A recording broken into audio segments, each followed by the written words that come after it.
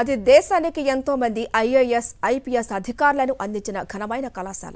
మరెంతో మంది మేధావులను తయారు చేసిన పేరున్న విద్యాలయం. అలాంటి ప్రసిద్ధి చెందిన కళాశాల విద్యార్థులు ఒక్కసారిగా రోడ్డు మీదకు వచ్చారు. కలెక్టర్ కార్యాలయం ముందు బైఠాయించి అధికారులకు ఆకలి కేకలు వినిపించారు.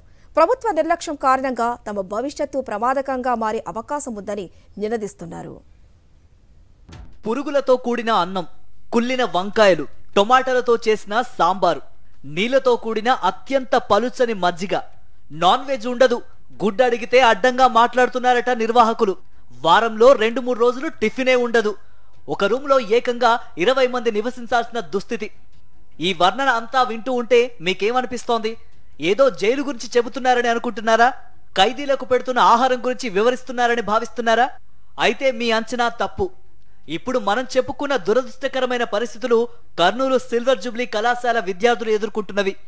వార్డెన్ కు, ప్రిన్సిపాల్ కు ఎంత చెప్పినా పరిస్థితులు మారకపోవడంతో వందలాది మంది విద్యార్థులు రోడ్డెక్కారు. కలెక్టర్ కార్యాలయం ముందు ఆందోళన చేశారు.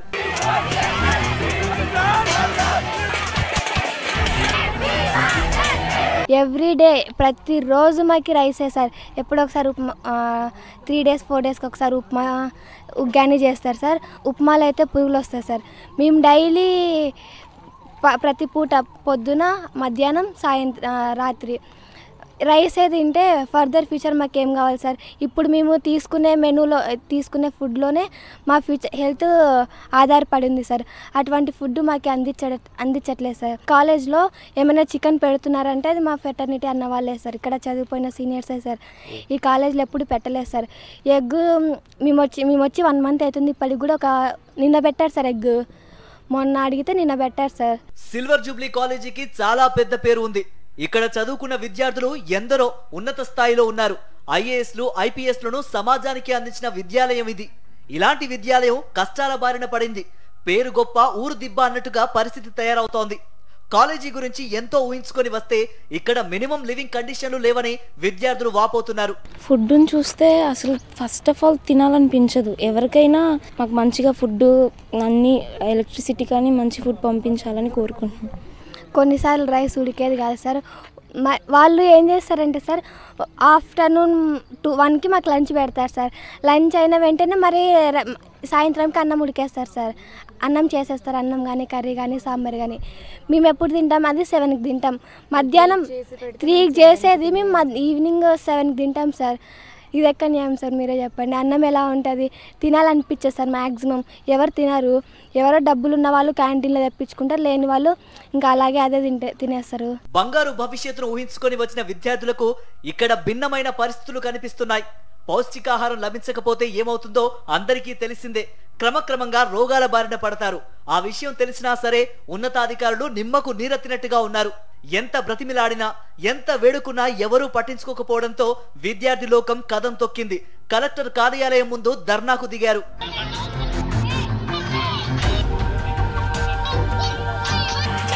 పెట్టిన ఫుడ్ కూడా సరిగా లేకపోవడం లాంటి సమస్యలు ఉన్నాయని చెప్తున్నారు. నిజమేనా? అవును సార్. అంటే రోజు రైసే తినాలి. మరి ఆ రైస్ కూడా కొన్నిసార్లు ఉడకవు సార్. అసలు ఆ వాటర్ ఉండి ఉంటుంది. ఒకసారి మంచిగా చేస్తారు, ఒకసారి అసలు మంచిగా ఉండదు. రైస్ ఏదైనా ఉడకలేదు అని మేము ఏమైనా కంప్లైంట్ చేస్తే మీరు వచ్చి చేయండి కావాలి అంటే అది ఉడికిందని మా పైన రివర్స్ క్వశ్చన్స్ అలాంటివి అడుగుతారు సార్. ఇంకా అక్కడ ఉన్న ఫ్రిడ్జ్ లేకపోతే ఫుడ్ వెజిటబుల్స్ కూడా కొన్ని పాడైపోయే వస్తాయి సార్. ఫ్రిడ్జ్ మా మెడిసిన్స్ కోసం యూజ్ చేసుకోవాల్సిన ఫ్రిడ్జ్ వచ్చేసి వాళ్ళ పర్సనల్స్కి వాళ్ళు ఏదో యూజ్ చేసుకోవడానికి వాడుకుంటారు సార్. మా పర్సనల్స్ అయితే దాంట్లో ఏమి ఉండదు సార్. మెడిసిన్స్ ఏమైనా అడిగినా కూడా ఫ్రిడ్జ్లో ఎంటీ ఫ్రిడ్జ్ ఉంటుంది. మెడిసిన్స్ అసలు ఏమి ఉండవు సార్.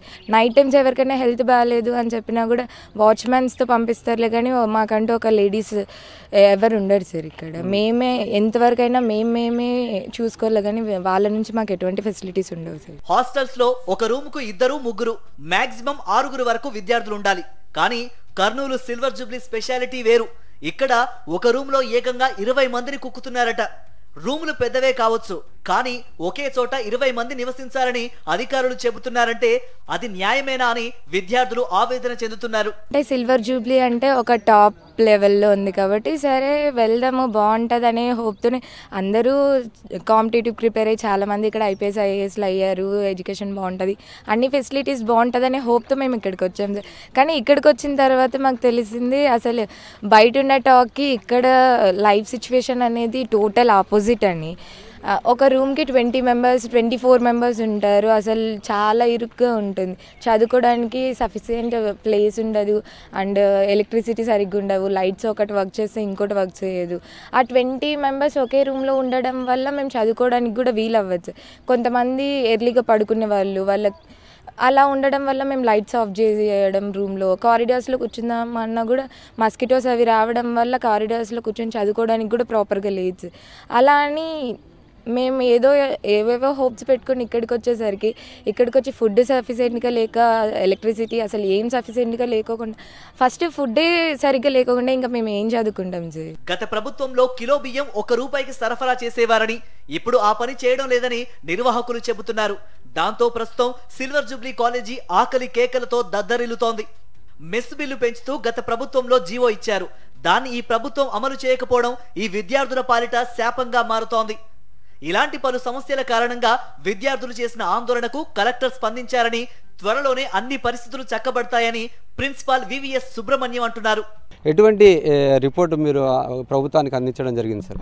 5వ తేదీ పిల్లలు హాస్టల్ పరిస్థితులు బాగాలేవని చెప్పి ధర్నా చేయడం జరిగింది కలెక్టర్ ఆఫీస్ వద్ద. దాని ప్రకారం కలెక్టర్ గారు మమ్మల్ని పిలిపించారు.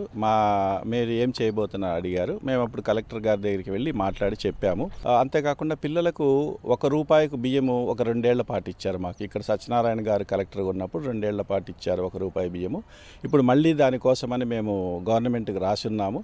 అది పెండింగ్లో ఉంది. అది వచ్చిందంటే చాలా వరకు సమస్యలు అనేవి తగ్గుతాయి.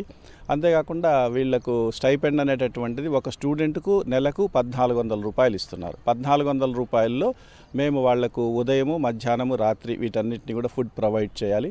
₹1,400 అంటే ఒక మనిషికి రోజుకు ₹46 వస్తుంది. ₹46కు టిఫిన్, మధ్యాహ్నం లంచ్, రాత్రి డిన్నర్ ఇవ్వాల్సి వస్తుంది. అది ₹1,600 పెరగడం జరిగింది జీవో నెంబర్ 8 ప్రకారము. అది వచ్చి ఒక 6 మంత్స్ దాటింది. దాన్ని కూడా మేము ఇంప్లిమెంట్ చేయమని అడుగుతున్నాం. వాటినే కలెక్టర్ గారికి రిప్రజెంట్ చేసినాం. అంతేకాకుండా ఈ రిపేర్స్ వాటన్నిటికి కూడా అంటే ఫుడ్ విషయంలో చూసుకున్నట్లయితే 3 పూటల అన్నమే పెడుతున్నారని చెప్పేసి విద్యార్థులు చెప్తున్నారు. అంటే ప్రత్యేకమైన మెనూ కానీ, వారానికి ఒకసారి నాన్ వెజ్ కానీ, గుడ్డు కానీ అటువంటిది ఏమి ఇవ్వట్లేదు. ఆ టిఫిన్ అనేది కూడా పెట్టట్లేదు అని చెప్పేసి విద్యార్థులు చెప్తున్నారు. టిఫిన్ అనేటటువంటిది మా దగ్గర రోజుకు ₹46లో మేము పెట్టగలం కాబట్టి ₹45.50 ఇచ్చి సివిల్ సప్లైస్ నుంచి మేము బియ్యం కొంటున్నాం. దాంట్లో ఒక స్టూడెంట్కు ₹22 బియ్యానికి వెళ్ళిపోతుంది అన్నమాట. ₹18 బియ్యంకి వెళ్ళిపోతుంది. ఇంకా మిగిలింది ₹27 ఉంటుంది. ₹27లో మేము ఉదయం, మధ్యాహ్నం, రాత్రి పెట్టాలి. అందువల్ల వారంలో ఒక 3 డేస్ వరకు టిఫిన్ పెడతాము. 3 డేస్ కలర్ రైస్గా పెడుతున్నాం. అది వాస్తవమే. ఎందుకంటే మనకు వస్తువులు కొనేదానికి డబ్బులు లేదు కాబట్టి, ప్రొవిజన్ లేదు కాబట్టి ఆ విధంగా పెడుతున్నాం. ఈ రెండింటిని కలెక్టర్ గారి దృష్టికి తీసుకెళ్ళాం. ఆయన వెంటనే వారు మాట్లాడినారు. ₹1 బియ్యం త్వరలో వస్తుందని చెప్పారు. అదేవిధంగా ₹1,600 జీవో కూడా తొందరగా ఎన్హాన్స్ అవుతుందని చెప్పారు. అంటే లేడీస్ ఉన్న హాస్టల్లో కూడా అదే సిచ్యువేషన్ ఉంది. ఒక రూమ్లో 24 మంది కన్నా ఎక్కువగానే ఉన్నారని చెప్పేసి చెప్తున్నారు. దానివల్ల ఇబ్బందులు పడుతున్నామని అంటున్నారు సార్. వాటిని ఏమన్నా మార్చే అవకాశం ఉందా? ఇప్పుడు కొత్తగా పైన పెద్ద రూములు 11 రూములు వచ్చాయి రూసా దీంట్లో. ఇప్పుడు ఈ రూములు కానీ వాటికి వాళ్ళకి ఇచ్చేసినట్లయితే అటువంటి ఇబ్బందులు ఏముండవు. ఇప్పుడు కూడా 23 మంది 24 మంది ఉండరు. ఒక 15-16 మంది ఉంటారు. పెద్ద హాల్స్ ఇవి యాక్చువల్గా క్లాస్ రూమ్స్ కట్టినటువంటివి. ఆ తర్వాత కో ఎడ్యుకేషన్ కావడం వల్ల వాళ్ళ రూములుగా మార్చడం, పెద్ద హాల్స్ అవి డార్మెటరీ లాగా ఉంటాయి. మొత్తం మీద చూసుకున్నట్లయితే విద్యార్థులు పడుతున్న ఇక్కట్లను గుర్తించి వారికి సరైన మౌలిక సదుపాయాలు కలిగించి మంచి నాణ్యమైన ఆహారాన్ని అందిస్తే బాగుంటుందని విద్యార్థులంతా కోరుకుంటున్న పరిస్థితి. కెమెరామెన్ శేఖర్తో లోకేష్, సాక్షి టీవీ, కర్నూలు.